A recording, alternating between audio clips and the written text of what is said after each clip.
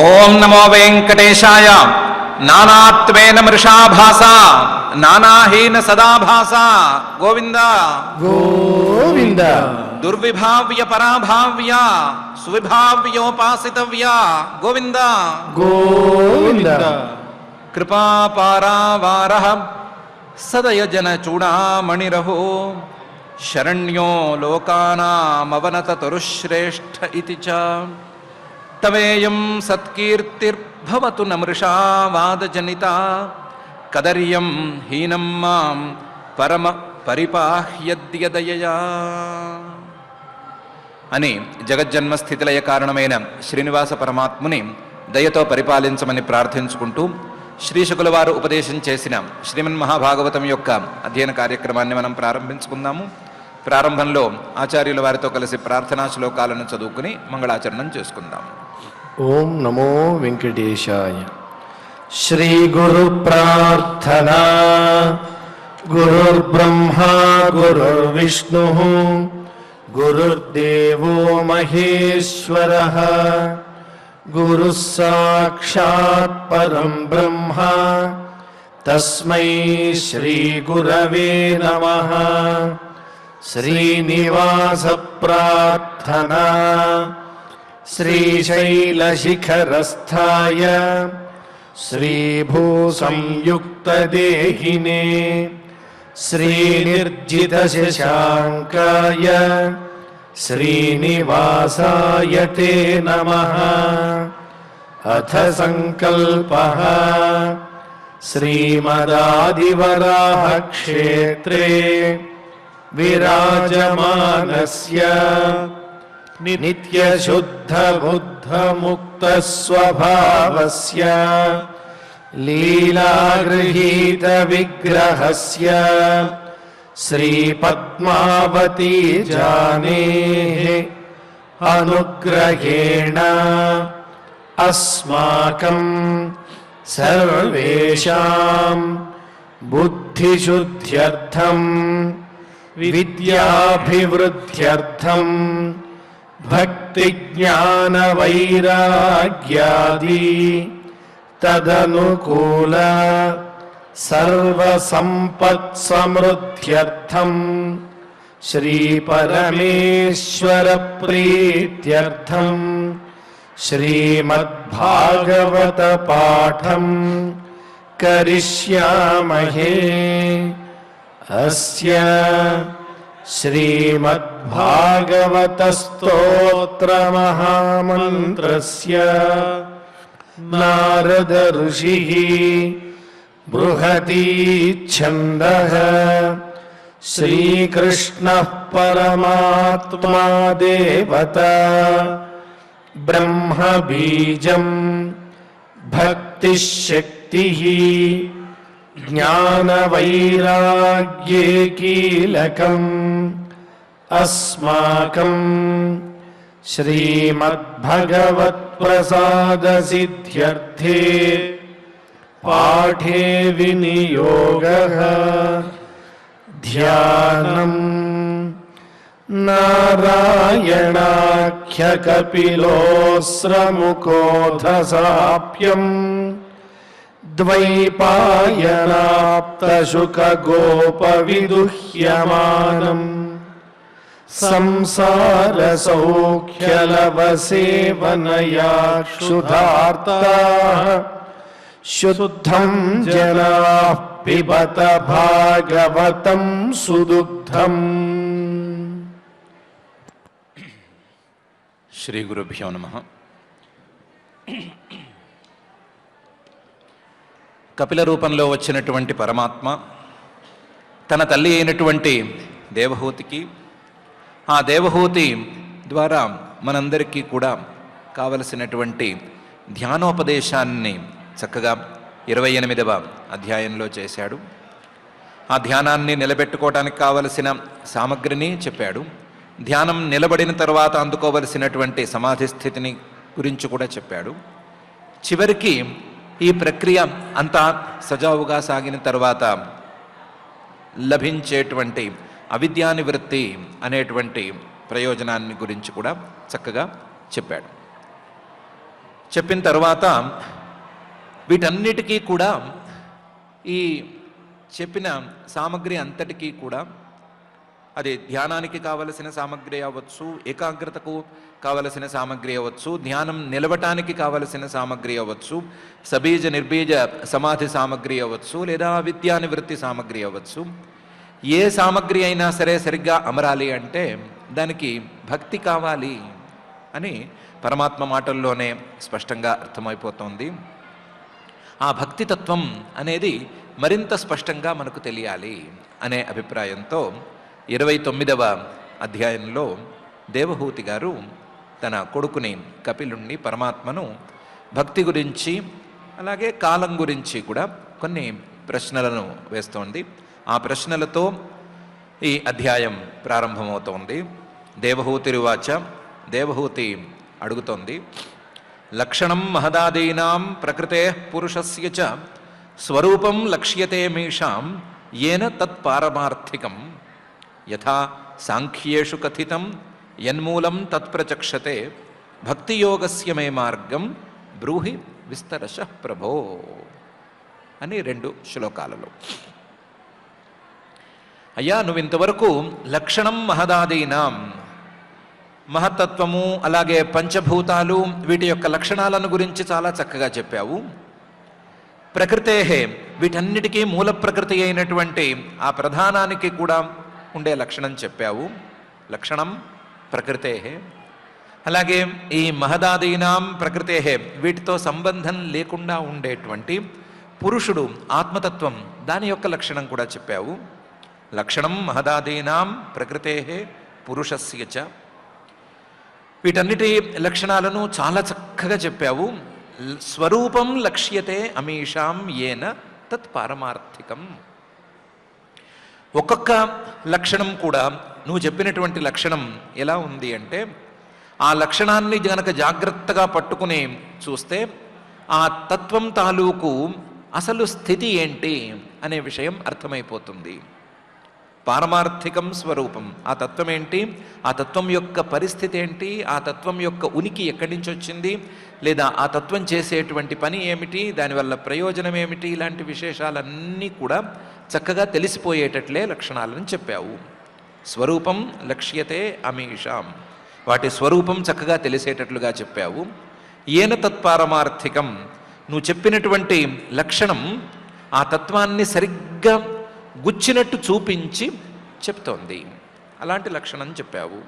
ఒక్కొక్క దానికి విడివిడిగా లక్షణాలు చెప్పావు. యథా సాంఖ్యేషు కథితం, సాంఖ్యశాస్త్రంలో ఏ లక్షణాలైతే చెప్తారో, ఏ తత్వాలను గురించి అయితే వాళ్ళు లెక్కగట్టడం అనేటువంటి ప్రక్రియ చేస్తారో దాన్ని నువ్వు చక్కగా చేసి చూపించావు. యథా సాంఖ్యేషు కథితం. కానీ ఈ లక్షణాలన్నీ ఎందుకు చెప్తున్నాను, ఈ తత్వాలన్నిటి గురించి ఎందుకు చెప్తున్నాను అనే విషయాన్ని నువ్వే చెప్పావు. యన్మూలం తత్ ప్రచక్షతే, ఈ మహత్తత్వము లేదా ఇంకొక తత్వము, పంచభూతాలు, శరీరాలు, ప్రకృతి, పురుషుడు, వీటన్నిటి లక్షణాలను గనక చక్కగా తెలుసుకుంటే, వీటి లక్షణాల ద్వారా వీటి యొక్క స్వరూప స్థితిని గనక అర్థం చేసుకోగలిగితే, వీటన్నిటికీ అతీతమైనటువంటి పరమాత్మతత్వం మీద భక్తి కలుగుతుంది అనే అభిప్రాయంతో చెప్పావు. యన్మూలం, ఈ లక్షణాలను చెప్పటం ద్వారా, లక్షణాల ద్వారా కలిగేటువంటి ఈ తత్వాల జ్ఞానం ద్వారా భక్తి యోగం అనేది సాధ్యపడుతుంది అనే అభిప్రాయంతోనే ఇవన్నీ చెప్పావు. యన్మూలం తత్ ప్రచక్షతే భక్తియోగస్య మే మార్గం బ్రూహి. ఈ తత్వాల లెక్కగట్టడం లేకపోతే ఈ తత్వాల యొక్క లక్షణాలు ఇవన్నీ భక్తి యోగం కోసమే అయితే, ఆ భక్తి యోగం అనేది ఎలా కుదురుతుంది, లేదా ఆ భక్తి యోగాన్ని అందుకోవటానికి మార్గం, దారి ఏది, ఏ విధానంలో భక్తిని అందుకోవచ్చు అనే విషయాన్ని నాకు చెప్పవలసింది. భక్తి యోగస్య మే మార్గం బ్రూహి. అయితే చెప్పేశాను కదా, భక్తి లక్షణం అనేది ఈ కాపిలయోపాఖ్యానంలో మొదటి అధ్యాయంలోనే చెప్పడం జరిగిపోయింది కదా. అంటే బ్రూహి విస్తరశః ప్రభో, చెప్పిన మాట వాస్తవమే, ఇంకా విస్తృతంగా చెప్పు. ఇంకా నాకు వివరంగా అర్థమయ్యేలాగా చెప్పు, కొంచెం ఎక్కువగా చెప్పు అని దేవహూతి గారు ఈ 2 శ్లోకాల్లోనూ అడుగుతోంది. నువ్వు చెప్పిన లక్షణాలు బాగున్నాయి, ఆ లక్షణాల ద్వారా ఆయా వస్తువుల యొక్క జ్ఞానం చక్కగా కలుగుతోంది, ఆ తత్వాల యొక్క యథార్థ స్థితి తెలిసిపోతోంది. కానీ ఈ జ్ఞానానికి ప్రయోజనం ఏమిటి అంటే ఈ తత్వాలన్నిటినీ నడిపించే తత్వాలకు ఆవల ఉండేటువంటి పరమాత్మతత్వం మీద భక్తి కలగటమే కదా. ఆ భక్తి కలగటానికి ఉండేటువంటి వేరే దారులు లేదా భక్తి మార్గాలు, భక్తిని తెచ్చుకునేటువంటి మార్గాలు ఉంటే వాటిని గురించి నాకు చెప్పవలసింది, విస్తృతంగా చెప్పవలసింది అని దేవహూతి ఈ 2 శ్లోకాలలోనూ అడుగుతోంది. లక్షణం మహదాదీనాం ప్రకృతే పురుషస్య చ స్వరూపం లక్ష్యతే మీషాం ఏన తత్ పారమార్థికం యథా సాంఖ్యేషు కథితం యన్మూలం తత్ ప్రచక్షతే భక్తియోగస్య మే మార్గం బ్రూహి విస్తరశః ప్రభో అని.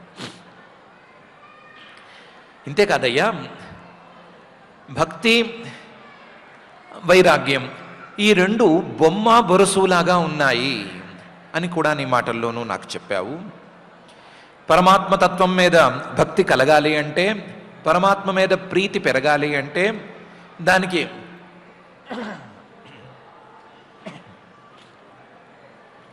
దానికి విరుద్ధంగా అలవాటైనటువంటి ఇతర విషయాల మీద ప్రీతి తొలగిపోవాలి, విషయాల మీద వైరాగ్యం కావాలి అని చెప్పావు. ఒకవైపు విషయ వైరాగ్యం ఉంటే మరొక వైపు పరమాత్మ భక్తి అనేది ఉంటుంది అని కూడా నువ్వు చెప్పావు. మరి ఈ భక్తి కుదురుకునేంత స్థాయిలో వైరాగ్యం రావాలి అంటే ఏం చేయాలి, ఏం తెలుసుకోవాలి అనేది కూడా విషయం. ఏం తెలుసుకోవాలి అంటే విరాగో ఏన పురుష భగవన్ సర్వతో భవేత్. విరాగ ఏ వస్తువు మీద, ఏ విషయం మీద ప్రీతి లేకుండా తయారవ్వటానికి ఏమేం కావాలో వాటిని గురించి కూడా నువ్వు నాకు చెప్పాలి. పురుష నేనే కాదు, ఈ మాట వినేటువంటి మానవులందరూ కూడా విరాగ విషయాల మీద రాగాన్ని, అనురాగాన్ని తగ్గించుకునే స్థాయిలో ఉండాలి అంటే, ఆ వైరాగ్యం అనేది అలవడాలి అంటే ఏం చెయ్యాలి? విరాగో ఏన పురుష భగవన్ సర్వతో భవేత్. అన్ని విషయాల నుంచి మరలి పరమాత్మ మీద నిలబడేంత స్థాయిలో వైరాగ్యం అమరాలి అంటే ఏం చేయాలి? ఆచక్ష్వ, దాన్ని నువ్వు నాకు చెప్పు. నాకు తెలిసినంత మేరకు వైరాగ్యం గనక సరిగ్గా రావాలి అంటే జీవలోకస్య వివిధా మమ సంస్కృతి. ఈ సంసారం అంటే జన్మ మరణ ప్రవాహం అనే దాన్ని గురించి గనక సరిగ్గా తెలుసుకుంటే వైరాగ్యం అనేది కలుగుతుంది. సంస్కృతి, అసలు సంసారం అంటే ఏంటి, ఆ సంసారం ఎక్కడ మొదలైంది, ఎక్కడ దానికి అంతమనేది వస్తోంది, ఈ సంసారంలో ఎన్ని జన్మలు వెళుతున్నాయి, ఎన్ని రకాల జన్మలు వెళుతున్నాయి, ఒకదాని తర్వాత ఒక జన్మ ఎలా వస్తోంది, మధ్యలో ఏం జరుగుతోంది, జన్మకి మధ్యలో ఉండే వ్యాక్యూమ్లో ఏం జరుగుతోంది, ఇలాంటి విశేషాలను తెలుసుకుంటే వైరాగ్యం అనేది కలిగిపోతుంది అని నాకు తెలిసినంత మేరకు ఉంది. అందువల్ల జీవలోకస్య, జీవులందరికీ కూడా ఉండేటువంటి సంస్కృతి, రకరకాల జన్మలను అందుకునేటువంటి విధానాలు, వాటిని గురించి చెప్పు. జీవలోకస్య అంటే మిగతా వాళ్ళ గురించి చెప్పేవు సుమా. వివిధాః మమ సంస్కృతి, నా జన్మలు దేని తర్వాత ఏది వచ్చింది, ఇలాంటి విశేషాలన్నిటిని కూడా వైరాగ్యం కలిగే విధంగా నాకు చెప్పవలసింది అని దేవహూతి. విరాగో ఏన పురుషో భగవన్ సర్వతో భవేత్ ఆచక్ష్వ జీవలోకస్య వివిధాః మమ సంస్కృతి అని అడుగుతోంది. ఇంతేకాదయ్యా, నువ్వు చెప్పినటువంటి తత్వాల లక్షణాలన్నీ ఒక ఎత్తుగా ఉన్నాయి, నువ్వు చెప్పిన కాలస్వరూపం ఇంకొక ఎత్తులో ఉంది. నువ్వు చెప్పిన తత్వాలన్నీ ఒక దారిలో పోతున్నాయి, కాలం మాత్రం వీటన్నిటికంటే చాలా గొప్పగా ఉంది అని అనిపిస్తోంది. ఆ కాలాన్ని గురించి చెప్తున్నప్పుడు కూడా నువ్వు ఈ కాలాన్ని అవిద్యారూపంగా కొంతమంది అనుకుంటారు, పరమాత్మ స్వరూపంగా కొంతమంది అనుకుంటారు. అవిద్యా పరమాత్మ రెండూ కలిస్తే వచ్చేటువంటి రూపమే కాలరూపం అని కూడా చెప్పావు.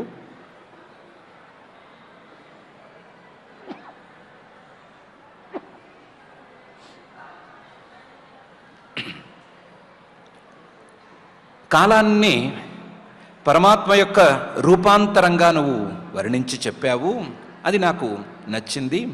కానీ ఆ కాలం గురించిన ఇంకా కొన్ని విశేషాలను నువ్వు నాకు చెప్పవలసింది అని పై శ్లోకంలో అడుగుతోంది.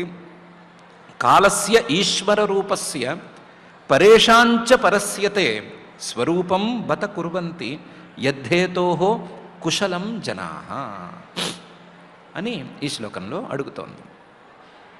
కాలస్య కాలం గురించి నాకు చెప్పవలసింది. కాలం యొక్క రూపం ఏంటి, దాని యొక్క స్వభావం ఏంటి, దాని బలం ఏంటి అనే విషయం చెప్పవలసింది. ఈ కాలం అనేది ఈశ్వర రూపం. ఈశ్వరుడు మాయా ఈ రెండూ కలిస్తే వచ్చేటువంటి రూపం అని నువ్వే చెప్పావు. కాబట్టి ఆ ఈశ్వర రూపంగా ఉండేటువంటి కాలాన్ని గురించి చెప్పవలసింది. కాలం గురించి నువ్వే చెప్తూ బ్రహ్మగారి కంటే ముందు ఉండేది కాలం అని చెప్పావు. కాబట్టి పరేషాంచ పరస్య బ్రహ్మగారితో సహా ఎంతమంది పెద్దలున్నా సరే, బ్రహ్మగారితో సహా ఎంతమంది గొప్పవాళ్ళు ఉన్నా సరే, వాళ్ళందరికంటే ఒక క్షణం ముందుండి వాళ్ళందరికంటే గొప్పగా ఈ కాలం ఉంటుంది కదా, ఆ కాలాన్ని గురించి చెప్పవలసింది. పరేషాంచ పరస్య ఈ కాలం అనేది తే స్వరూపం, నీ యొక్క ఒక రూపం అని నువ్వే చెప్పావు. కాబట్టి నీ రూపాన్ని గురించి నువ్వే నాకు చెప్పవలసింది. చెప్పవలసింది అని విశేషణాలు చెప్తున్నావు. చెప్తే ఏమిటి లాభం? ఎందుకు తెలుసుకోవాలి కాలాన్ని గురించి అని ప్రశ్న వేయొద్దు. ఈ కాలం అనేది లోకంలో కాస్తంత భయంకరంగా ఉంది. ఈ కాలం తాలూకు భయానికి కొంతమందైనా లొంగుతున్నారు. కాలానికి భయపడి కొంతమంది మంచి పనులు చేయటానికి ఉవిళ్ళు ఊరుతున్నారు. బత కుర్వంతి యద్ధేతోహో కుశలం జనాః. అయ్యో, మామూలుగా అయితే వీళ్ళు మాట వినరు, చెప్పినా చేయరు. కానీ ఈ కాలానికి మాత్రం కాస్తంత భయపడతారు.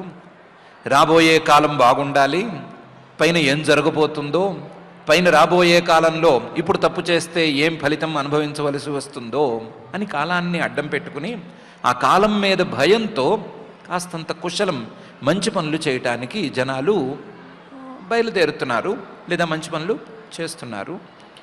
కాబట్టి ఎవరి మాట వినని మనుషుల్ని కూడా కాస్తంత భయపెట్టి మాట వినేటట్లు ఈ కాలం చేస్తోంది.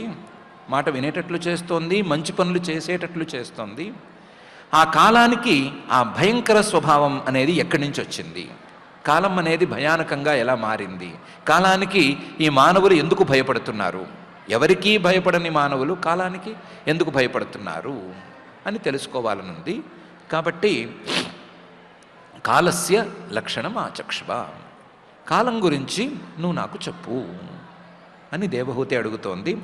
కాలస్య ఈశ్వర రూపస్య పరేషాంచ పరస్యతే స్వరూపం బత కుర్వంతి యద్ధేతోహో కుశలం జనాః అనే ఈ శ్లోకంలో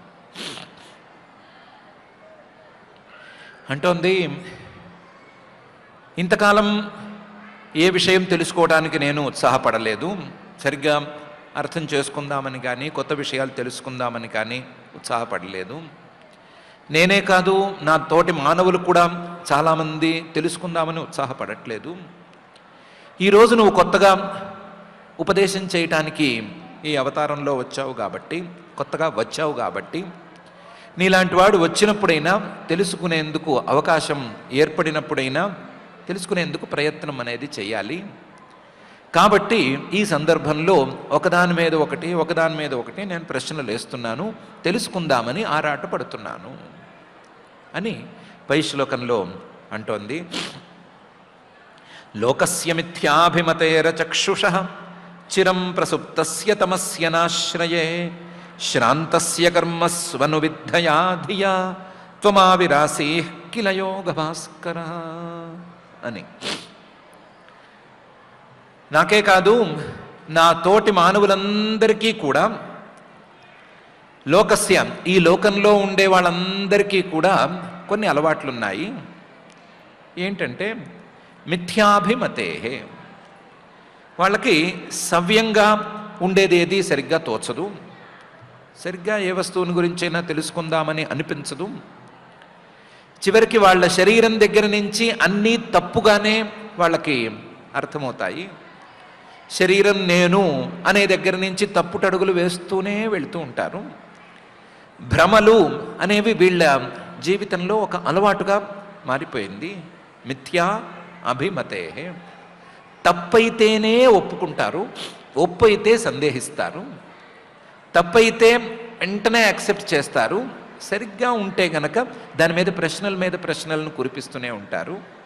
ఎందుకంటే వీళ్ళ యొక్క అభిప్రాయం కానీ వీళ్ళ ఒప్పుకోలు కానీ ఇవన్నీ కూడా మిథ్యాభిమతే, తప్పు మీదే ఉండిపోతున్నాయి. వీళ్ళు కాదు, నేను కూడా అందులోనే ఉన్నాను. మిథ్యాభిమతే. పోనీ వీళ్ళకేమైనా మంచి చెడు అని నిర్ణయించుకునేందుకు శక్తి సరిగ్గా ఉందా అంటే అది కూడా లేదు. అచక్షుష, ఏ జ్ఞానము సరిగ్గా పనిచేయదు. కళ్ళు ఉన్నట్టుంటాయి కానీ ఆ కళ్ళు సరిగ్గా చూసే కళ్ళేం కావు, నిజాన్నే చూసే కళ్ళు కావు. ఉన్న వస్తువును ఉన్నది ఉన్నట్లుగా ఏమీ చూడవు, రకరకాలుగా చూస్తాయి. కాబట్టి ఉన్న కళ్ళు కూడా లేనట్లే. ఏ జ్ఞాన సాధనము సరిగ్గా పనిచేయదు. అచక్షుష. చిరం ప్రసుప్తస్య తమస్యనాశ్రయే. దీనికి తోడు మేము అనుకోవటానికి చాలా మేధావులము అని అనుకుంటాం కానీ వాస్తవానికి మొద్దు నిద్రపోతూ ఉంటాము. చిరం ప్రసుప్తస్య, ఆ మొద్దు నిద్ర అనేది చాలా కాలం పాటు, అంటే లేవనట్లుగా, అసలు మెలకువ అనేది రానట్లుగా చిరం ప్రసుప్తస్య. అందులోనూ ఎలాంటి మొద్దు నిద్ర అంటే తమసి అనాశ్రయే. ఓ గుడ్డి చీకటిలో, ఏమీ కనిపించని చీకటిలో పడుకున్నవాడు పడుకున్నట్లుగా మొద్దు నిద్రపోతూ ఉంటాము.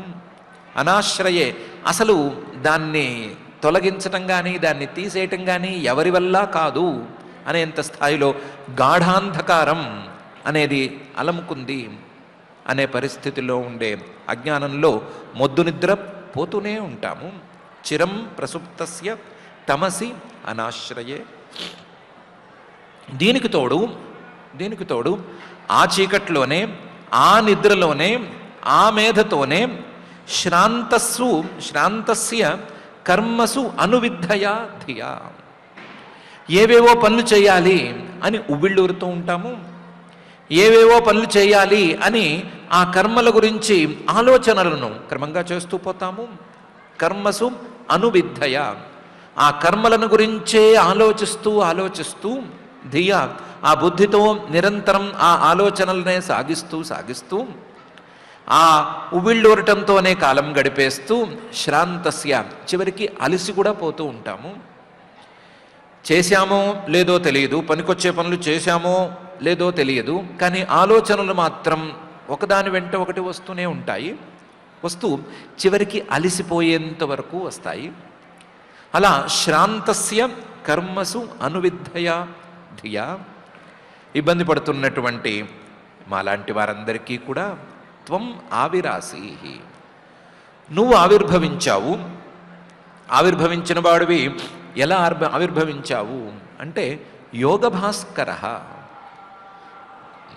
ఇన్ని రకాల కష్టాలలో ఉండే, ఇన్ని రకాల మొద్దు నిద్రలలో లేదా వాటి వల్ల వచ్చే బాధలను అనుభవిస్తూ ఉండేటువంటి మాలాంటి వారికి, చీకట్లో ఉన్నవాడికి మెలకువ వచ్చేందుకు వీలుగా ఉండే సూర్యుడిలాగా, కళ్ళు కనిపించని వాడికి వస్తువుని కనిపింపజేసేటువంటి వెలుగులాగా, మాకు తెలియని కొత్త విషయాలను యోగం గురించి కానీ, భక్తి యోగం గురించి కానీ, కర్మయోగం గురించి కానీ, జ్ఞానయోగం గురించి కానీ తెలిపేందుకు వీలుగా ఒక ఉపదేష్టగా నువ్వు ఆవిర్భవించావు. యోగ భాస్కర, యోగాన్ని తెలియచేసేటువంటి, యోగాన్ని ప్రదర్శించేటువంటి సూర్యుడి వంటి తేజస్సుతో సూర్యుడిలాగా నీవు ఆవిర్భవించావు. ఆవిర్భవించి చీకట్లో ఉన్న వాళ్ళకి వెలుగు వస్తే ఎలాగైతే వస్తువులు తెలుస్తాయో అలా వస్తువులు తెలిసేటట్లు చేస్తున్నావు. నీలాంటి వాడు వచ్చినప్పుడు వస్తువులు తెలిసేటట్లు చేసినప్పుడు, లేదా జ్ఞానాన్ని ఉపదేశం చేస్తానని ముందుకొచ్చినప్పుడు వినటం అనేది నా యొక్క అవకాశం కాబట్టి ఆ అవకాశాన్ని నేను వినియోగించుకుంటూ నిన్ను అడుగుతున్నాను. కాబట్టి ఈ మూడిటి గురించి నాకు చెప్పవలసింది అని ఈ శ్లోకంలో అడిగింది. లోకస్య మిథ్యాభిమతేః అచక్షుషః చిరం ప్రసుప్తస్య తమస్య నాశ్రయే శ్రాంతస్య కర్మసు అనువిద్ధయా ధియా త్వం ఆవిరాసీః కిల యోగ భాస్కరః అనే ఈ శ్లోకంలో ఇలా దేవహూతి గారు 3 శ్లోకాలలో ప్రశ్నలను 4 శ్లోకాలలో ప్రశ్నలను చూపించి చివరికి ఎందుకు ఈ ప్రశ్నలు వేయవలసి వస్తోంది అనే విషయాన్ని కూడా విస్తృతంగా తన అభిప్రాయాన్ని వెల్లడించిన తర్వాత ఆ కపిలుడు ఎలా రియాక్ట్ అయ్యాడు అనే విషయాన్ని మైత్రేయ మహర్షి గారు విదురుడికి చెప్తున్నారు. మైత్రేయ ఉవాచ ఇతి మాతుర్వచః శ్లక్ష్ణం ప్రతినంద్య మహాముని ఆ బభాషే కురుశ్రేష్ఠ ప్రీతస్తాం కరుణార్దితః అని. ఇది ఈ విధంగా దేవహూతి పలికేటప్పటికీ మాతుర్వచః ఆ పలికే పలుకు, ఆ మాట మాతుహు తల్లి అయినటువంటి దేవహూతిది అయ్యేసరికి ఆ మాట కూడా శ్లక్ష్ణం చాలా అందంగా ఉండేసరికి ప్రతినంద్య కపిలుడు చాలా సంతోషించాడు. ముందు సంతోషించి ఈ మాటకు నేను సమాధానం చెప్పవలసిందే అని నిర్ణయించుకున్నాడు. దేవహూతి మాటలో చాలా అందం ఉంది, మాటలో చాలా నిజముంది, చాలా ఉద్దిక ఉంది. ప్రశ్నలు వేసి హింస పెడదాము అనేటువంటి అభిప్రాయం ఏమీ లేదు. నీలాంటి వాడు దొరికినప్పుడు తెలుసుకోవటానికి ప్రశ్నలే గతి కదా అనే అభిప్రాయమే ఉంది. ఇంతవరకు చీకట్లో మగ్గిపోతున్నటువంటి నాకు ఇలా ఉపదేశం చేసేవాడు దొరకటమే అరుదు కదా అనేటువంటి భావమే ఉంది. మాట పొందికగా ఉంది, భావం చక్కగా ఉంది. కాబట్టి ఇంత చక్కగా అడిగితే సమాధానం చెప్పి తీరాలి కదా. చక్కగా అడిగితే సమాధానం చెప్పటం అంటే ప్రశ్నను గౌరవించటం కదా. అలాగే తల్లి ప్రశ్నను గౌరవిద్దాము అని అనుకున్నాడు. ఇది మాతుః వచః శ్లక్ష్ణం ప్రతినంద్య. మహాముని, మునుల్లో కల్లా చాలా గొప్పవాడైనటువంటి ఆ కపిలుడు ఆ బభాషే సమాధానం చెప్పడానికి పూనుకున్నాడు. కురుశ్రేష్ఠ, ఓ విదుర, సమాధానం చెప్పేటప్పుడు ప్రీతః చాలా సంతోషంగా సమాధానం చెప్పబోనుకున్నాడు. చాలా సంతోషపడ్డాడు ఈ ప్రశ్నలకి. చక్కగా అడిగింది, భక్తిని గురించి అడిగింది, భక్తికి సరిగ్గా సహాయంగా పనిచేసేటువంటి వైరాగ్యం గురించి అడిగింది. వీటన్నిటికంటే ముందు చాలా ప్రబలమైనటువంటి కాలం గురించి కూడా అడిగింది అని సంతోషించాడు ప్రీతః. అలాగే కరుణార్దితః, ఈవిడ తనను తాను చాలా నష్టపోతున్నాను అని బాధపడుతోంది కదా. తను ఇంతవరకు అజ్ఞానం అనే అంధకారంలో మునిగిపోయి ఉన్నాను అని బాధపడుతోంది కదా. ఎలాగైనా సరే ఆ అంధకారం నుంచి ఈవిడ్ని బయటికి తీసుకురావాలి అని కరుణార్దితః, కరుణతో కూడా ఆలోచించాడు. ఆ ఆలోచనతో ఆ బభాషే, ఆవిడతో మాట్లాడడం మొదలుపెట్టాడు, ఆవిడికి సమాధానం చెప్పడం మొదలుపెట్టాడు అని. ఇది మాతుర్వచః శ్లక్ష్ణం ప్రతినంద్య మహాముని ఆ బభాషే కురుశ్రేష్ఠ ప్రీతస్తాం కరుణార్దితః అని మైత్రేయ మహర్షి గారు విదురుడికి జరిగింది చెప్తున్నారు. ఏమని చెప్తున్నాడు పరమాత్మ అంటే, శ్రీ భగవానువాచ భక్తియోగో బహువిధో మార్గైర్భామిని భావ్యతే స్వభావ గుణమార్గేణ పుంసాం భావో విభిద్యతే అని మొదలుపెట్టి చెప్తున్నాడు. ఈ తత్వాల లక్షణాలు భక్తి యోగం కోసమే. కాబట్టి ఆ భక్తి యోగాన్ని నిలబెట్టుకునేందుకు మార్గాలను గురించి చెప్పు అని అడిగావు. మంచి ప్రశ్నే, దానికి సమాధానం చెప్తాను. భక్తి యోగం అనేది బహువిధ, రకరకాలుగా ఉంది. వాస్తవానికి ఇది ఒకే విధంగా ఉండాలి, భక్తి అనేది ఒకటే పద్ధతిలో ఉండాలి. కానీ బహువిధ మార్గై భావ్యతే, దాని దారులు రకరకాలుగా కనిపిస్తున్నాయి. ఆ రకరకాలని దారులతో ఇది రకరకాలుగా అనిపిస్తోంది. భామిని, ఓ తల్లి, భక్తి యోగం ఒకటే అయినప్పటికీ, ఒకటే రకంగా ఉండవలసి ఉన్నప్పటికీ ఇది రకరకాలుగా ఉంటుంది. భక్తి యోగో బహువిధో మార్గైర్భామిని భావ్యతే. ఎందుకు బహువిధం రకరకాలుగా ఉంటుంది అంటే పుంసాం స్వభావ గుణ మార్గేణ, ఆ భక్తి యోగాన్ని అనుభవించవలసిన లేదా ఆ భక్తి యోగాన్ని తెచ్చుకోవలసినటువంటి పురుషులు, మానవులు, వాళ్ళ యొక్క స్వభావాలు, ఆ స్వభావాల మీద పనిచేసేటువంటి గుణాల యొక్క ప్రభావాలు, ఇవన్నీ వేరువేరుగా ఉండటం వలన పుంసాం స్వభావ గుణ మార్గేణ, మానవుల యొక్క స్వభావాలే గుణాల ప్రభావాలతో నడుస్తూ ఉంటాయి. కాబట్టి ఆ స్వభావాలను తెచ్చిపెట్టేటువంటి గుణాలు వేరువేరుగా వెళ్ళిపోవటం వలన, వేరువేరుగా మారిపోవటం వలన ఈ భక్తి యోగం కూడా వేరువేరుగా మారిపోవలసి వస్తోంది. స్వభావ గుణ మార్గేణ పుంసాం. జాగ్రత్తగా ఆలోచిస్తే ఇదేమీ పెద్ద ఆశ్చర్యంగా అనిపించదు. పుంసాం భావ విభిద్యతే. ఏ మనిషిని చూసినా సరే మరొక మనిషితో అతని అభిప్రాయం పోలేటట్లు ఉండదు. ఒక్కొక్క మనిషి యొక్క అభిప్రాయము వేరువేరుగా ఉంటుంది, ఒక్కొక్క మనిషి యొక్క స్వభావము వేరుగా ఉంటుంది, ఆ స్వభావానికి వీలైనటువంటి గుణ ప్రభావము వేరువేరుగా ఉంటుంది. కాబట్టి ఈ మనుషులు వేరువేరుగా ఆలోచిస్తున్నంత కాలము, వాళ్ళ ఆలోచనల మీద ఆయా గుణాల ప్రభావం పడుతూ ఉన్నంత కాలము ఆ మనుషులకి లేదా ఆ పురుషులకి ఉండేటువంటి భక్తి కూడా రకరకాలుగా ఉండటంలో ఆశ్చర్యం లేదు. ఒకే రకంగా ఉండవలసినటువంటి భక్తి ఈ పురుషుల్లో రకరకాలుగా ఈ విధంగా మారుతోంది అని భక్తి యోగో బహువిధో మార్గైర్భామిని భావ్యతే స్వభావ గుణమార్గేణ పుంసాం భావో విభిద్యతే అని ప్రారంభంలో పరమాత్మ మొదలు పెడుతున్నాడు.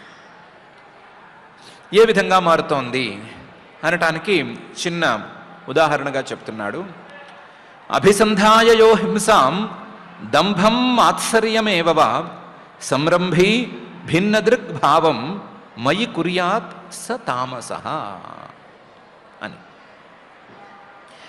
గుణప్రభావం పురుషుల మీద ఉంది అని అనుకుంటే, మానవుల యొక్క అభిప్రాయాలన్నీ 3 గుణాల యొక్క ప్రభావాల ద్వారా అమరుతాయి అని అనుకుంటే, ఆ 3 గుణాలకు తగ్గట్లుగా 3 రకాల భక్తులు ఉండటంలో ప్రాథమికంగా ఏమీ అభ్యంతరం లేదు కదా.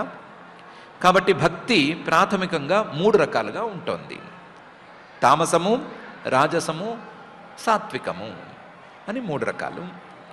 ఆ తామసమైనటువంటి భక్తి ఎలా ఉంటుంది అంటే అభిసంధాయ యో హింసాం, ఎవరికైనా సరే కీడు తలపెట్టి ఏదో ఒక హాని వాళ్ళకి జరగాలి అనే అభిప్రాయంతో అభిసంధాయ యహ హింసాం, లేదా దంభం అభిసంధాయ, డాంబికంగా ఏదో ఒక దాన్ని ప్రారంభించి నేను గొప్పవాణ్ణి అని ప్రదర్శించుకోవటానికి, లేదా అభిసంధాయ మాత్సర్యమేవ, పక్కవాడి కంటే నేను గొప్పవాడిని అవ్వాలి, వాడు నాకంటే చాలా తక్కువైన వాడు అయినా సరే అనవసరంగా పేరు తెచ్చుకుంటున్నాడు, వాడికంటే గొప్పగా నేను అవ్వాలి అంటే వాడికంటే నేను భక్తుడిని అవ్వాలి అని అనుకుని కానీ హింసాం దంభం మాత్సర్యమేవ సంరంభి, ఆ భక్తి భావం ఉన్నప్పుడు కూడా లోపల కోపాన్ని అలాగే ఉంచేసుకుని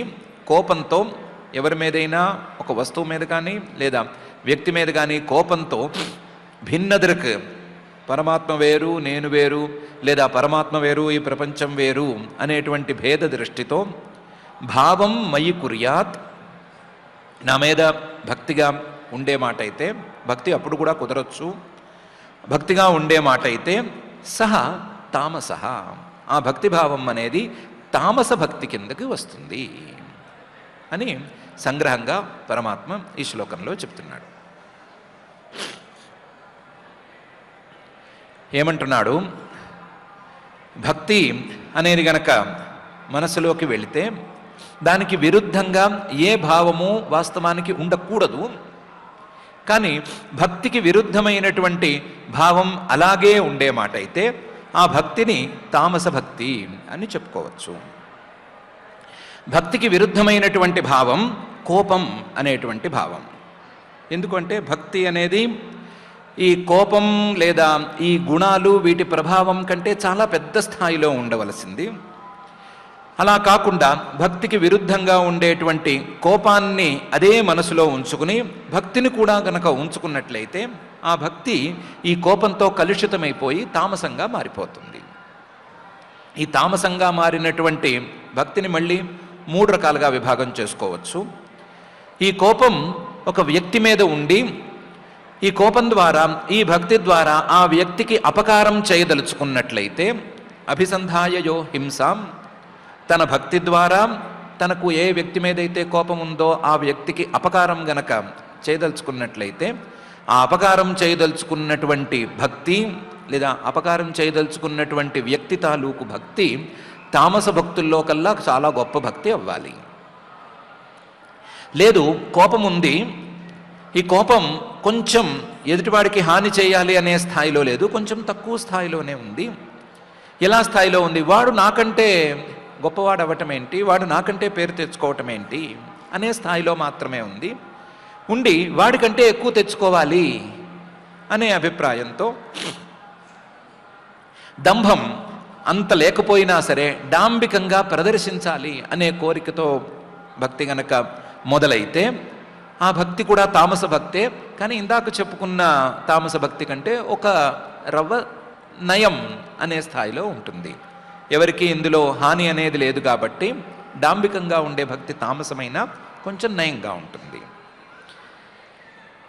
ఈ దీనికంటే నయమని చెప్పాలో లేదా దీనికంటే ఘోరమని చెప్పాలో తెలియదు. కానీ మాత్సర్యం అనేది గనక ఈ భక్తికి మూలమైతే ఎదుటివాడు నాకంటే గొప్పవాడు అవటానికి వీల్లేదు, ఇంకొకడు నాకంటే గొప్ప భక్తుడు ఉండటానికి వీల్లేదు, అందరికీ అంటే భక్తులందరిలోకి నేనే గొప్పవాడిని అవ్వాలి అనే కోరికతో గనక భక్తి అనేది మొదలైతే అది కూడా తామస భక్తి కిందకే వస్తుంది. ఇందాక చెప్పుకున్న దాంభిక భక్తికి దీనికి ఉండే తేడా ఎంత తేడా అని చెప్పలేరు. ఈ 3 రకాల భక్తులు తామస భక్తుల్లోనే మారులు.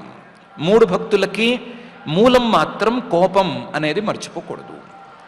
ఆ కోపం యొక్క స్థాయిల్లో భేదం ఉంటే ఉండవచ్చు, కానీ 3 భక్తులు కోపంతో కలిసే ఉంటున్నాయి అనేది మాత్రం చాలా ప్రధానమైన అంశం. ఇలా కోపంతో కూడిన భక్తి అనేది తామస భక్తి అవుతుంది అని పరమాత్మ ఈ శ్లోకంలో అభిసంధాయ యో హింసాం దంభం మాత్సర్యమేవ వా సంరంభీ భిన్నదృగ్భావం మయి కుర్యాత్ స తామసః అని చెప్తున్నాడు. అయ్యగారు అనుకోకుండా చాలా కాలానికి తపస్సు చేద్దామని నిర్ణయించుకున్నాడు. ఎందుకు నిర్ణయించుకున్నాడు అంటే ఏదో రకరకాల కష్టాలున్నాయి, అవన్నీ తీర్చుకుందాము అనుకున్నాడు. అడవికి వెళ్ళిపోదామని నిర్ణయించుకున్నాడు. అడవికి వెళ్ళిపోయాడు. ఓ చెట్టు చూసుకున్నాడు. ఆ చెట్టు కింద కూర్చుని ఏదో పాత పత్రికల్లో వాటిల్లో చూస్తే అలా పిక్చర్ కనిపించింది అని తాను కూడా చెట్టు కింద కూర్చొని తపస్సు చేసుకుందాం అనుకున్నాడు. వెళ్ళినవాడు వెళ్ళాడు, తపస్సు చేసుకుందామని చెట్టు కింద కూర్చున్నాడు. కూర్చునేసరికి ఇతని బెస్ట్ ఫ్రెండ్ ఒకడు వీడు ఎక్కడికి వెళ్ళాడు కనిపించట్లేదు అని వెతుక్కుంటూ వచ్చాడు. వెతుక్కుంటూ వచ్చినవాడు చూశాడు. చూస్తే వీడు చెట్టు కింద కూర్చొని తపస్సు చేస్తున్నాడు. ఆ బెస్టీకి చాలా కోపం వచ్చింది. వీడు నాకంటే గొప్పవాడైపోతే ఇంక నేనెందుకు, ఇలా నాకంటే గొప్పవాడు అవ్వటానికి వీల్లేదు, ఎలాగైనా సరే వీడికంటే నేను తపస్సులో కూడా గొప్పవాడిని అయిపోవాలి అని అనుకున్నాడు. అనుకుని ఏం చేశాడు, నేను తపస్సు చేసుకోవాలి అని నిర్ణయించుకున్నాడు. నిర్ణయించుకుని వీడు చెట్టు కింద చేశాడు కదా, నేను చెట్టు కింద చేయకూడదు, చెట్టు చిటారు కొమ్మెక్కి అక్కడ కూర్చొని చేయాలి అని నిర్ణయించాడు. అందులో ఒక లాజిక్ కూడా ఆలోచించాడు. ఏంటంటే దేవుడు పైనుంచి దిగి వస్తూ ఉంటాడు కదా, వచ్చేటప్పుడు కిందకి దిగే లోపల నేను కొమ్మ మీద ఉంటాను కాబట్టి అక్కడే లటుక్కుని పట్టేసుకోవచ్చు, ముందు నేనే వరం అడిగేయచ్చు అని కూడా ఆలోచించాడు. ఆలోచించి చెట్టు పైన కూర్చుని తపస్సు చేయడం మొదలుపెట్టాడు ఈ బెస్టీ. ఇద్దరూ పాపం ఏదో తీవ్రంగానే తపస్సు చేశారు, వారి శాయశక్తులా తపస్సు చేశారు. ఈ విచిత్ర తపస్సుకి దేవుడు కూడా తొందరగానే కరిగిపోయాడు. కరిగిపోయి పైనుంచి దిగొచ్చేశాడు. మన చెట్టు కొమ్మ క్యాండిడేట్ అనుకున్నట్టుగానే పైనుంచి దిగి వస్తూ వస్తూ ఎలాగూ చూడాల్సిందే కదా అని ముందు కొమ్మ మీద ఉండే క్యాండిడేట్నే చూశాడు. మామూలు డైలాగ్స్, రొటీన్ డైలాగ్స్ జరిగిపోయినాయి. భక్త నీ తపస్సుకు మెచ్చి తిని ఇవన్నీ అయిపోయినాయి. అయిపోయిన తర్వాత నీకేం వరం కావాలి కోరుకోమన్నాడు. కోరుకోమంటే ఏ డౌటు లేకుండా, స్వామి నువ్వు కిందకి వెళ్తావు కదా, ఎలాగూ నన్ను అనుగ్రహించినట్టే వాడిని అనుగ్రహిస్తావు కదా, వాడు అడిగిన దానికి డబుల్ ఇచ్చేయి చాలు, వాడికంటే నేను గొప్పవాడిని అయిపోతాను అన్నాడు. దేవుడు కొంచెం ట్రిక్కీగా ఉంది కానీ పర్వాలేదు, గొప్పవాడిని అవుదామని ఆశే కదా అని అనుకున్నాడు. అనుకుని కిందకి దిగాడు. కిందకి దిగి కింద క్యాండిడేట్తో మళ్ళీ రొటీన్ డైలాగ్స్ కొట్టాడు. కొట్టిన తర్వాత వరం కోరుకోమన్నాడు. వరం కోరుకోమంటే కింద క్యాండిడేట్ అన్నాడు, అక్కడి నుంచి ఆ కొండ మీద కొండముచ్చు మొహం వేసుకుని, చివరి కొమ్మ మీద కొండముచ్చు మొహం వేసుకుని తపస్సు చేసుకుంటున్నాడు కదా, వాడికి కూడా కనిపించావు కదా, వాడేం అడిగాడో చెప్పు అని అన్నాడు. అంటే ఏమంటాడు ఆయన, నీకు ఇచ్చిన దానికి డబుల్ ఇమ్మన్నాడు, అదే కోరిక కోరాడు అన్నాడు. అంటే అనుకున్నాను ఆ వెధవ ఇలాంటి వాడే అని, నా బెస్ట్ ఫ్రెండ్ కూడా వాడు పైగాను, అందుకని నాకు ఒక కన్ను తీసేయి అన్నాడు. అదేమిరా ఒక కన్ను తీసేస్తే ఎట్లాగరా, నీకో కన్ను పోతుంది కదా అని దేవుడు అడిగాడు. అడిగితే అలా కాదు స్వామి, నీకు తెలియదు ఇవన్నీ, మాకే తెలుస్తాయి. వాడు డబుల్ అడిగాడు కదా, నాకంటే రెండింతలు అడిగాడు కదా, వాడికి 2 కళ్ళు పోతాయి. ఆ 2 కళ్ళు పోయిన తర్వాత వాడు ఏ రేగు చెట్టు కిందో ముళ్ళు గుచ్చుకుంటూ కీచులాడుకుంటూ ఉంటే ఈ ఒంటి కన్నుతో చూసి తరించేసేస్తాను. నేను చేసిన తపస్సుకు ఫలితం దక్కింది అని సంతోషించేస్తాను.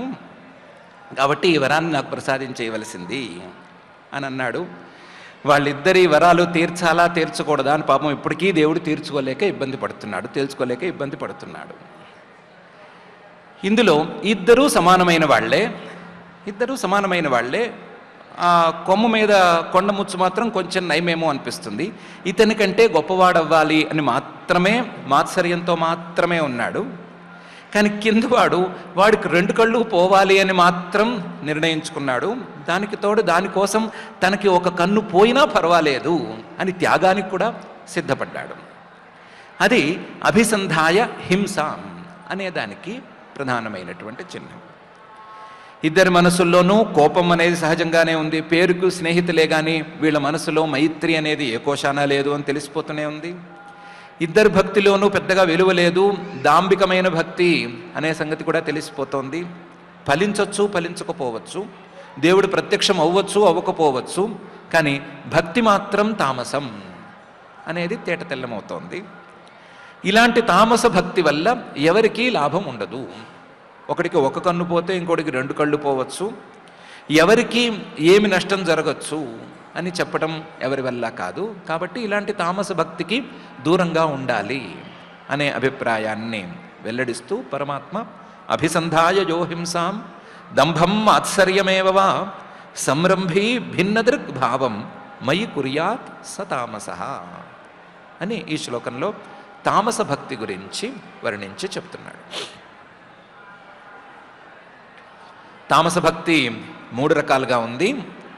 అది హింసాపూర్వకమైనటువంటి భక్తి, దంభ భక్తి, అలాగే మాత్సర్యపూర్వకమైన భక్తి అని 3 రకాలుగా ఉంటుంది అనేటువంటి విభాగాన్ని కూడా ఈ శ్లోకంలో చేసి చూపించాడు.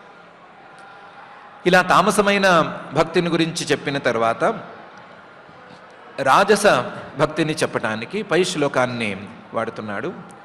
విషయానభిసంధాయ యశ ఐశ్వర్యమేవ అర్చాదా వర్చయేద్యోమాం పృథగ్భావస్స రాజసః అని. తామస భక్తి కంటే లేదా తామస భక్తుల కంటే రాజస భక్తులు కొంచెం నయం. కాకపోతే వాళ్ళకి కొన్ని కామన్ క్వాలిటీస్ అలాగే ఉంటాయి.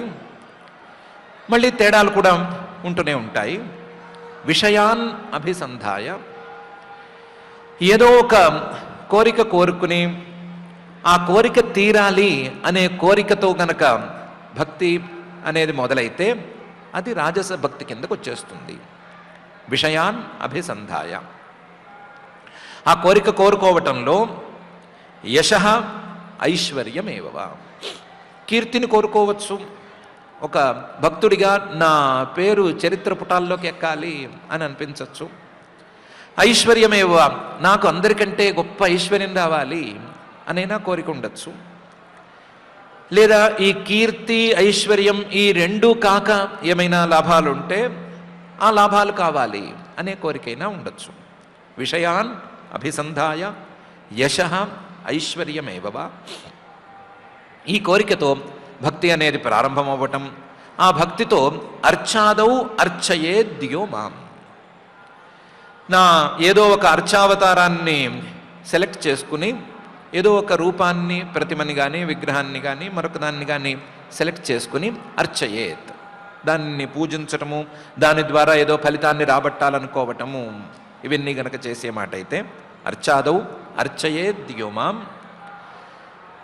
పృథగ్భావ, భేద దృష్టితోనే నేను వేరు పరమాత్మ వేరు, పరమాత్మ వేరు ఇవన్నీ వేరు, పరమాత్మానుగ్రహం ద్వారా ఇవన్నీ రావాలి అనేటువంటి భేద దృష్టితో గనక ఈ భక్తి అనేది ప్రారంభమైతే సహ రాజసః, ఆ భక్తుడు రాజస భక్తుడవుతాడు, వాడి యొక్క భక్తిభావం కూడా రాజసం అవుతుంది అని పరమాత్మ చెప్తున్నాడు. విషయాన్ అభిసంధాయ యశ ఐశ్వర్యమేవ అర్చాదా వర్చయేద్యో మాం పృథగ్భావ స రాజసః అనే ఈ శ్లోకంలో రాజస భక్తికి తామస భక్తికి ఉండేటువంటి కామన్ పాయింట్ ఏంటి అంటే ఇద్దరికీ కూడా పృథగ్భావ, భేద దృష్టి అనేది అలాగే ఉంది. తామస భక్తి కూడా సంరంభి భిన్న దృక్ అని భేద దృష్టి ఉన్న భక్తే అని చెప్పుకున్నాం కదా. ఇందులో కూడా పృథగ్భావం, భేద దృష్టి అనేది అలాగే ఉంది. ఇది కామన్ పాయింట్ అయితే గనక తామస భక్తికి రాజస భక్తికి ఉండే తేడా ఇంతే తేడా. ఇందులో ఎవరిని హింసించాలనేం లేదు, నాకు ఫలితం ఏంటి అని చూసుకోవటం మాత్రమే ఉంది. నాకు ఫలితం ఏంటి, అది నేను అనుకున్న కోరుకున్న ఏదైనా ఫలితం కావచ్చు, లేదా యశస్సు కీర్తి కావచ్చు, లేదా ఐశ్వర్యం కావచ్చు, ఏదైనా నాకు అందవలసింది నాకు అందాలి అనే కోరికతో ఈ భక్తి అనేది ఉంటుంది. కోరికతో భక్తి ఉంటే అది రాజస భక్తి, కోపంతో భక్తి ఉంటే అది తామస భక్తి అని ఈ రెండిటికి తేడా అని కూడా పరమాత్మ ఈ శ్లోకంలో చెప్తున్నాడు. చెప్తూ రాజస భక్తి ఇలా ఉండే మాట అయితే, సాత్విక భక్తి కర్మనిర్హారం ఉద్దిశ్య పరస్మిన్వా తదర్పణం యజేద్యష్టవ్యమితి వా పృథగ్భావ స సాత్విక అని సాత్విక భక్తిని గురించి చెప్తున్నాడు. సాత్విక భక్తి కూడా మిగతా వాళ్ళలాగా కొన్ని కామన్ పాయింట్స్ని కలిగి ఉంటుంది. అందులో పృథగ్భావ, భేద దృష్టి అనేది సాత్విక భక్తిలో కూడా ఉంది. ఉన్నా కానీ ఈ సాత్విక భక్తి అనేది కర్మ నిర్హారం ఉద్దిశ్య, అయ్యో ఎన్ని జన్మల్లో ఎన్ని పాపాలు చేసుకున్నామో తెలియదు, ఎన్ని తప్పులు చేశామో తెలియదు, ఎన్ని తప్పులకు ఫలితాలను అనుభవిస్తున్నామో తెలియదు, ఇవన్నీ పోవాలి అంటే పరమాత్మను అందుకోవటం ఒక్కటే దారి అనే అభిప్రాయంతో గనక భక్తి ప్రారంభమైతే, నాకున్న పాపాలన్నీ పోవాలి, నాకు కష్టాలను తెచ్చిపెట్టేటువంటి పాపాలన్నీ నాకు తొలగిపోవాలి అనే అభిప్రాయంతో భక్తి ప్రారంభమయ్యే మాట అయితే కర్మనిర్హారం ఉద్దిశ్య, ఆ భక్తి సాత్వికమైనటువంటి భక్తి అని చెప్పుకోవచ్చు. ఈ కర్మనిర్హారం వద్దు, పాపక్షయమో ఇంకోటో మనకొద్దు. మనకి ఇవన్నీ కాకుండా కేవలం పరస్మిన్వా తదర్పణం, చేసే పనులన్నిటినీ కూడా పరమాత్మకు సమర్పించేసుకుందాము. మనం చేసే కర్మలన్నిటినీ లేదా పూజలన్నిటినీ కూడా పరమాత్మకు సమర్పించేసుకుందాము. సమర్పించేస్తే ఆయన అనుగ్రహం మనకు దొరుకుతుంది. ఆయన అనుగ్రహమే దొరికితే మనకి దక్కనిది ఏమీ ఉండదు అనే అభిప్రాయంతో గనక భక్తి ప్రారంభమైన ఈ భక్తిని కూడా సాత్విక భక్తి అనే చెప్పుకోవచ్చు. పరస్మిన్ వా తదర్పణం, ఏది నాకు కాదు, నేను నీకు సమర్పిస్తున్నాను, నీ అనుగ్రహం ఒక్కటే నాకు చాలు అనే అభిప్రాయంతో భక్తి ఉన్న దాన్ని సాత్విక భక్తి అనే చెప్పుకోవచ్చు. లేదు, అసలు ఈశ్వరానుగ్రహం మాత్రం మనకెందుకు, యజేద్యష్టవ్యం, వాక్యం ఏమనుంది, ఈ యాగం చేయమనుంది, లేదా ఇలా స్వధర్మాచరణ చేసుకోమనుంది, లేదా ఇలా నడుచుకోమనుంది, ఆ వాక్యం చెప్పినట్టు నడుచుకుంటే సరిపోతుంది.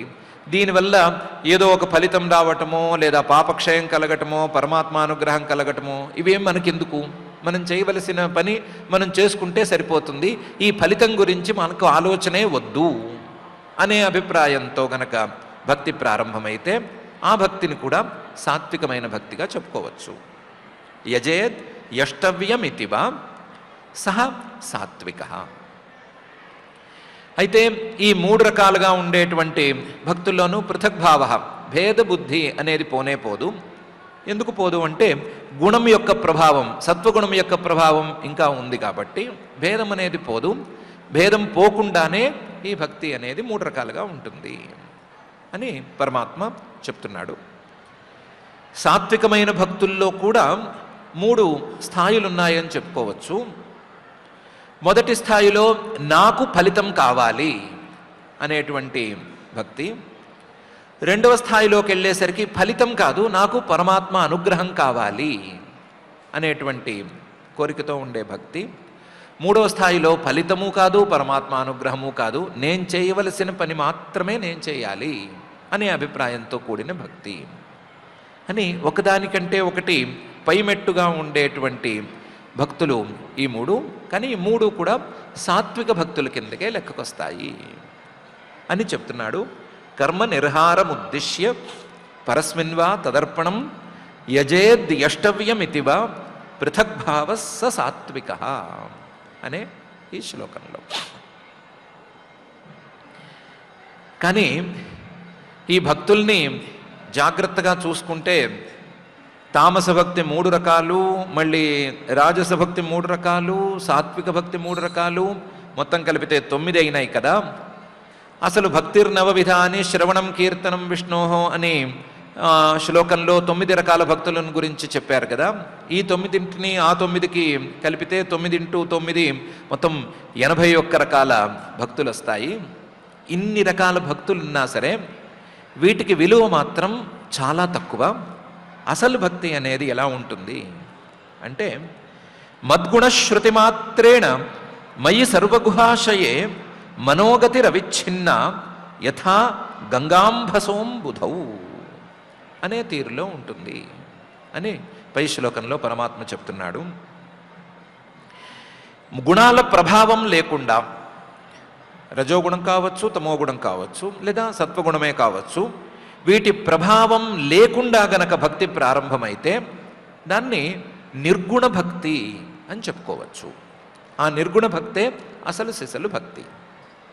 ఈ భక్తి ఎలా ఉంటుంది అంటే మద్గుణశ్రుతి మాత్రేణ, నా గుణాలు, నేను భక్తవత్సలుణ్ణి అని కానీ, లేకపోతే సృష్టికర్తని అని కానీ, స్థితికర్తని అని కానీ, సంహారకర్తని అని కానీ, నా గురించి ఏం విన్నా సరే మద్గుణ శృతి మాత్రేణ, వినటంతోనే, వినటం ఒక్కటే చాలు అన్నంత స్థాయిలో మయి సర్వగుహాశయే మనోగతి, ప్రాణులన్నిటి యొక్క హృదయాలలో ఉండి ఆ ప్రాణులు చేసేటువంటి ప్రతి పనిని సాక్షిగా చూస్తూ ఉంటాను కదా నేను. సర్వ గుహాశయే, ప్రతి ప్రాణి యొక్క హృదయంలోనూ, హృదయ గుహలోనూ ఉండి ఆ గుహలో, హృదయ గుహలో జరిగేటువంటి ప్రతి విక్రియను నేను సాక్షిగా పరిశీలిస్తూ ఉంటాను కదా. ఆ సాక్షి స్వరూపాన్ని వెంటనే పట్టేసుకుని మయి సర్వ గుహాశయే మనోగతి, ఆ సాక్షి స్వరూపం మీద గనక మనస్సు పారితే మనోగతి. ఎలా పారాలి అంటే యథా గంగాంభస అంబుధౌ, వరద వచ్చినప్పుడు గంగానది సముద్రంలోకి పారినట్లుగా ఏమీ అడ్డం లేదు, ఈ గంగానది సముద్రాన్ని కూడా లెక్క చేయకుండా సముద్రంలోకి పారుతూ ఉంటుంది అంటారు కదా.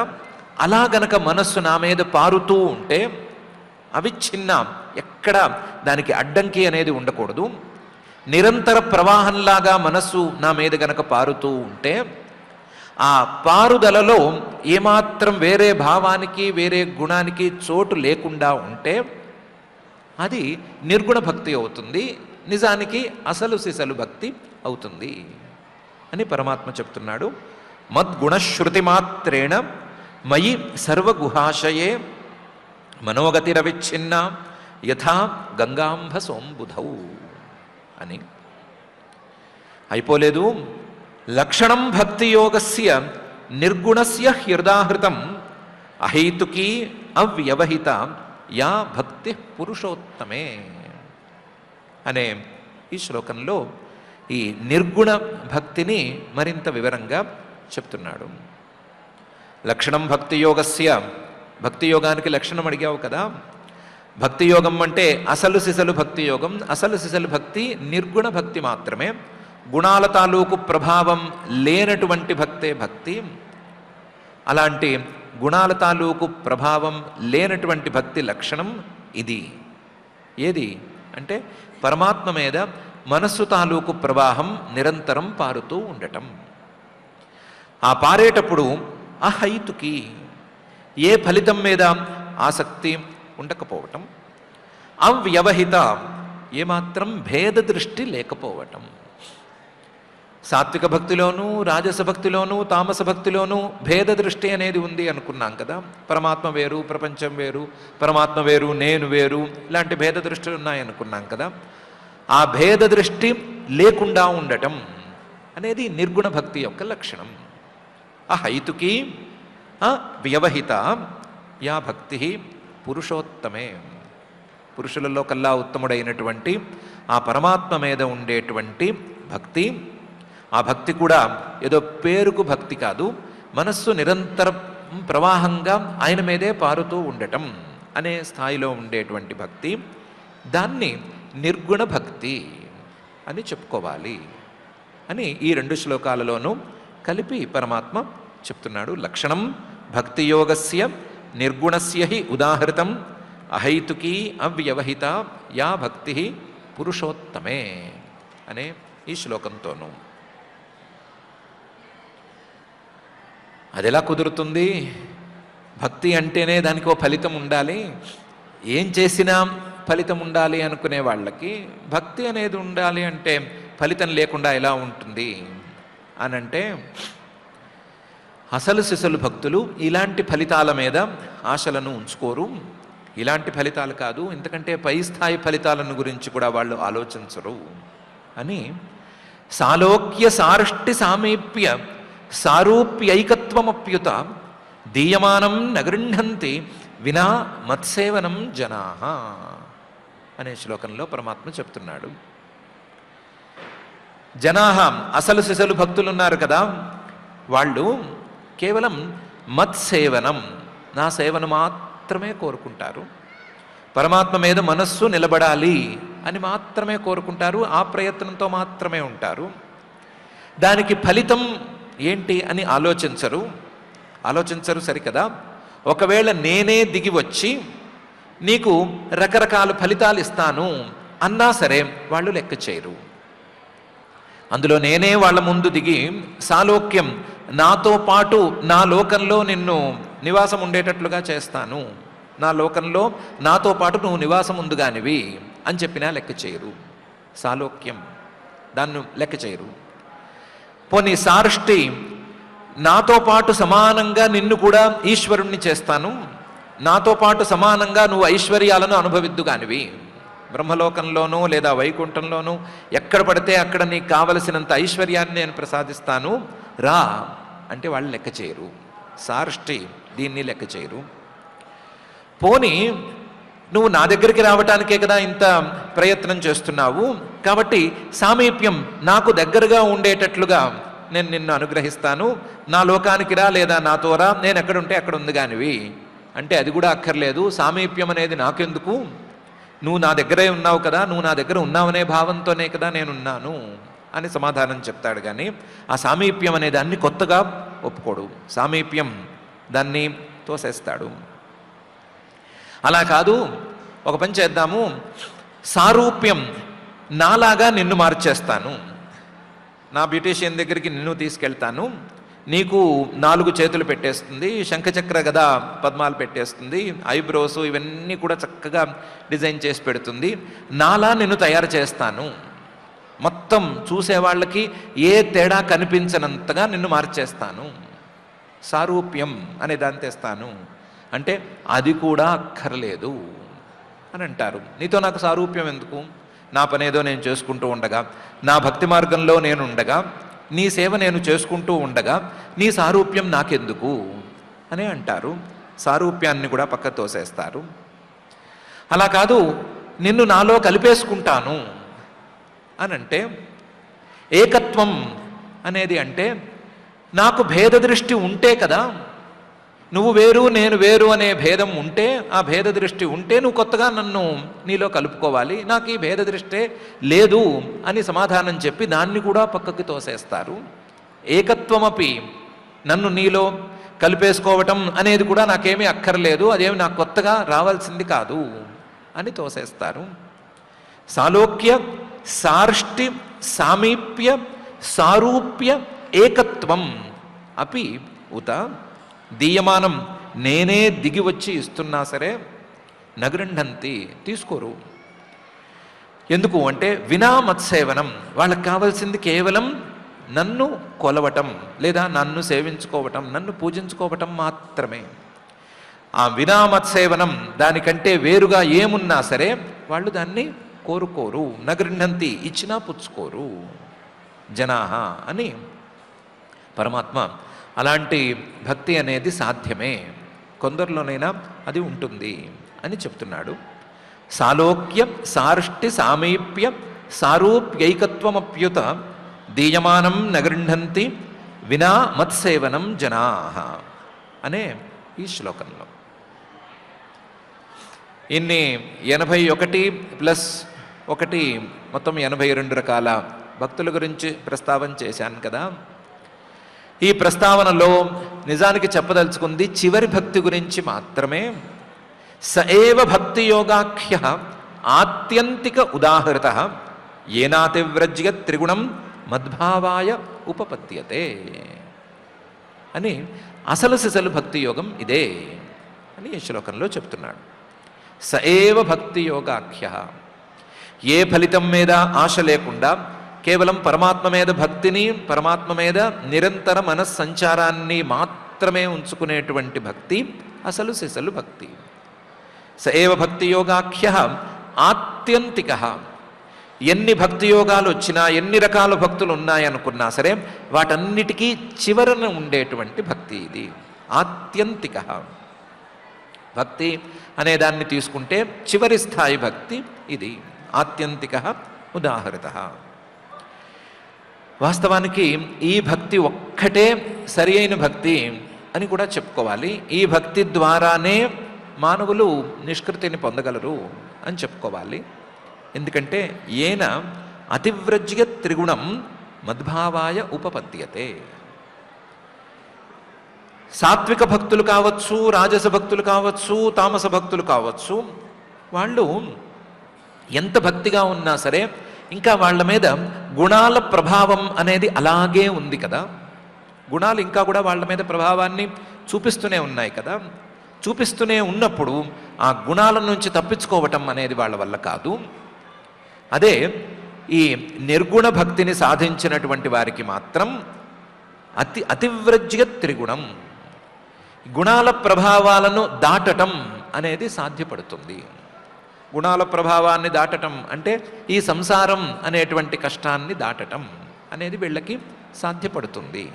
ఏన అతివ్రజ్య త్రిగుణం మద్భావాయ ఉపపద్యతే, నన్ను పొందటానికి వీలుగా ఈ భక్తి ఉంటుంది.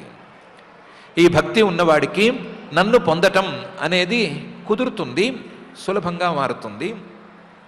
మిగతా వాళ్ళకి అంత సులభంగా అది అందకపోవచ్చు అని పరమాత్మ ఈ శ్లోకంలో అంటున్నాడు. స ఏవ భక్తియోగాఖ్య ఆత్యంతిక ఉదాహృత ఏనాతివ్రజ్య త్రిగుణం మద్భావాయ ఉపపద్యతే అనే ఈ శ్లోకంలో భక్తి యోగాన్ని గురించి పరమాత్మ చక్కగానే చెప్పాడు. అందులోనూ 3 రకాల భక్తులు, 4వ నిర్గుణ భక్తి అని చెప్పాడు. ఇలాంటప్పుడు మనం తీసుకునే నిర్ణయం సహజంగానే ఎలా ఉంటుంది అంటే, మాకు 3 రకాల భక్తులు వద్దు, నిర్గుణ భక్తే కావాలి అనే తీరులోనే ఉంటుంది. నిర్ణయం వరకు అది బాగానే ఉంటుంది. ఆ నిర్గుణ భక్తి వస్తే నిజంగానే చాలా బాగుంటుంది. నిర్గుణ భక్తి రావటానికి కావలసినటువంటి దారులు, మిగతా దారులు తెలిస్తే ఇంకా బాగుంటుంది. అది పరమాత్మ నోటి గుండానే వస్తే మరింత బాగుంటుంది. కాబట్టి ఆ దారులను సరిగ్గా తెలుసుకుని నిర్గుణ భక్తిని అందుకోవటానికి ప్రయత్నం చేసుకుంటాము అనటంలో ఏమీ సందేహం లేదు. కానీ పొరపాటును కూడా తామస భక్తికి మళ్ళకుండా, మనసు మళ్ళకుండా ఉండటం అనేది మనం చూసుకోవాలి. రాజస భక్తి కాస్త ఇటువటుగా పర్వాలేదు, ఓకే అనుకోవచ్చు. సాత్విక భక్తిని సాధించగలిగితే చెప్పనక్కర్లేదు. సాత్విక భక్తి నుంచి నిర్గుణ భక్తికి జంప్ చేయటం అనేది పెద్ద కష్టం కాబోదు. కాబట్టి సాధ్యమైనంత వరకు సాత్విక భక్తిని సాధించుకుని, కుదిరినంత మేర రాజస భక్తిని తగ్గించుకుని, తామస భక్తిని కనీసం కూడా దగ్గరకు రానివ్వకుండా ఎలాగైనా సరే మనం భక్తిలో చివరి స్థాయిని అందుకునేందుకు ప్రయత్నాన్ని ప్రారంభించుకుందాం. అలాంటి ప్రయత్నాన్ని సఫలం చేయవలసిందిగా ఆ జగజ్జన్మ స్థితి లయ కారణమైనటువంటి శ్రీనివాస పరమాత్మని మళ్ళీ భక్తిగా ప్రార్థించుకుందాం. ఆ ప్రార్థనతో ఈ రోజుకి పారాయణ కార్యక్రమాన్ని ప్రారంభించుకుందాం. ఈరోజు తృతీయ స్కంధంలో 29వ అధ్యాయం ప్రారంభం నుంచి మనం పారాయణ చేసుకుంటూ ఉన్నాం. అథ శ్రీమద్భాగవతే పారమహంస్యాం సంహితాయాం తృతీయ స్కంధే 39 శ్లోకాః దేవహూతిరువాచ లక్షణం మహదాదీనాం ప్రకృతేః పురుషస్య చ స్వరూపం లక్ష్యతే మీషాం येन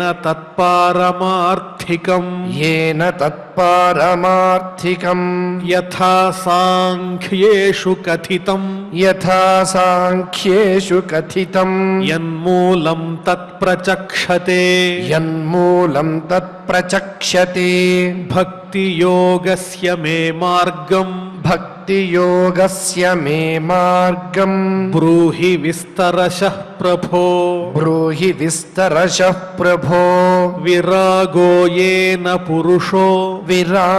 యేన పురుషో భగవన్ సర్వతో భవేత్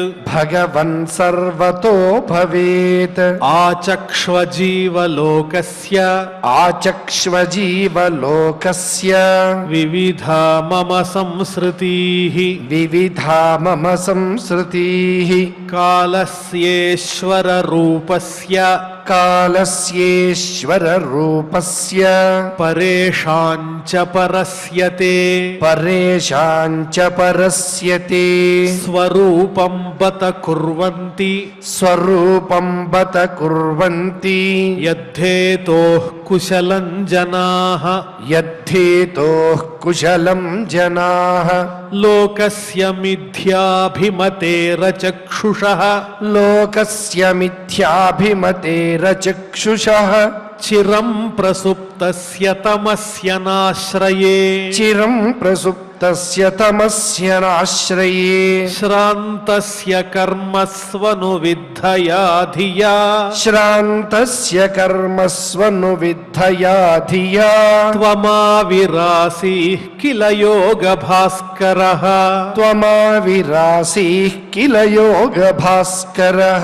మైత్రేయ ఉవాచ ఇతి మాతుర్వచః శ్లక్షణం इति मातुर्वचश्लक्ष्णम् प्रतिनन्द्य महामुनिः आबभाषे कुरु श्रेष्ठ प्रीतस्तां करुणार्दितः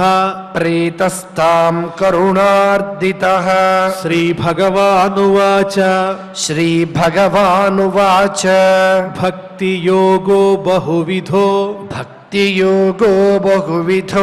मार्गैर्भामिनि भाव्यते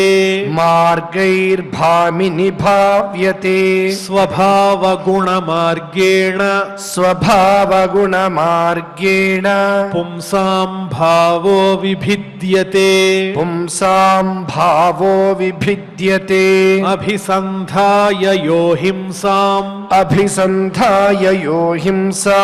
दम्भं मात्सर्यमेव वा संरम्भी भिन्न दृग्भावम् मयि कुर्यात् स तामसः विषयानभिसन्धाय यश ऐश्वर्यमेव वा अर्चादावर्चयेद्यो माम् पृथग्भावः स राजसः कर्म निर्हारमुद्दिश्य परस्मिन् वा तदर्पणम् यजेद्यष्टव्यमिति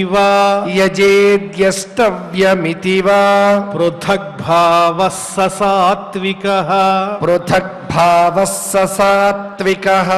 मद्गुणश्रुतिमात्रेण मयि सर्वगुहाशये मनोगतिरविच्छिन्ना यथा गङ्गाम्भसोऽम्बुधौ लक्षणं भक्तियोगस्य निर्गुणस्य ह्युदाहृतम् अहैतुक्यव्यवहिता या भक्तिः पुरुषोत्तमे सालोक्यसार्ष्टिसामीप्य सारूप्यैकत्वमप्युत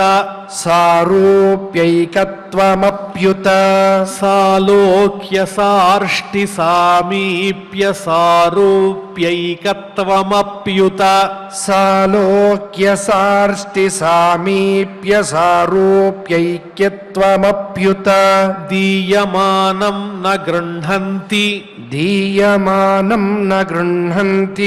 विना मत्सेवनं जनाः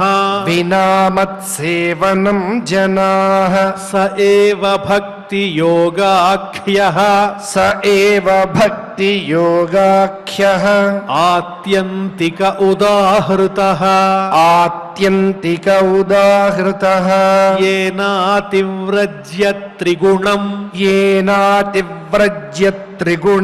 मद्भावायोपपद्यते इति श्रीमद्भागवते पारमहंस्यां संहितायां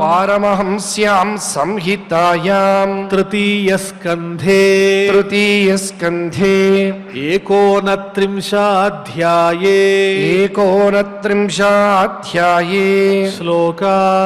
श्लोकाः ओम नमो वेंकटेशाय। मनुसुत मद्गुणश्रवण मात्र लभिंచిన ఎట్టి భక్తి చే అనఘుడ సర్వశోభన గుణాశ్రయుడన్ పరమేశ్వరుండనైతనరిన నన్ను చెందిన ఉదాత్త మనోగతుల వ్యయంబులైవన నిధిగామియైన సురవాహిని బోలే ఫలించు నిమూలన్ అని భక్తి వైభవాన్ని గురించి, అటువంటి భక్తిని అందుకోవడానికి మనం చేయవలసినటువంటి కర్తవ్యాన్ని గురించి ఈనాడు శ్రీమద్ భాగవత అమృత రసాస్వాదంలో భాగంగా ఆచార్యముఖంగా మనందరము కూడా భక్తి సముద్రంలో మునిగి తేలాం. నిరంతరము ఇటువంటి సాత్విక అంతకు మించినటువంటి భక్తి భావాలను మనలో నింపమని ఆ దేవదేవుని ప్రార్థిస్తూ యథాప్రకారం క్షమాప్రార్థన దగ్గర నుంచి మంగళాంత శ్లోకం వరకు శ్రద్ధగా పఠిస్తూ నేటి అధ్యయన కార్యక్రమానికి మంగళాంతాన్ని పలుకుదాం. అథ క్షమా ప్రార్థనా యదక్షరపదభ్రష్టం మాత్రాహీనం చ యద్భవేత్ తత్సర్వం క్షమ్యతాం దేవ నారాయణ నమోస్తుతే. అథ భగవత్ సమర్పణం కాయేన వాచా మనసేంద్రియైర్వా బుద్ధ్యాత్మనా వా ప్రకృతే స్వభావాత్ కరోమి యద్యత్ సకలం పరస్మై నారాయణాయేతి సమర్పయామి. అథ లోకక్షేమ ప్రార్థనా సర్వే భవంతు సుఖినః సర్వే సంతు నిరామయాః సర్వే భద్రాణి పశ్యంతు మా కశ్చిద్ దుఃఖభాగ్ భవేత్. అథ మంగళం శ్రియః కాంతాయ కళ్యాణ నిధయే నిధయేర్థినాం శ్రీవేంకటనివాసాయ శ్రీనివాసాయ మంగళం.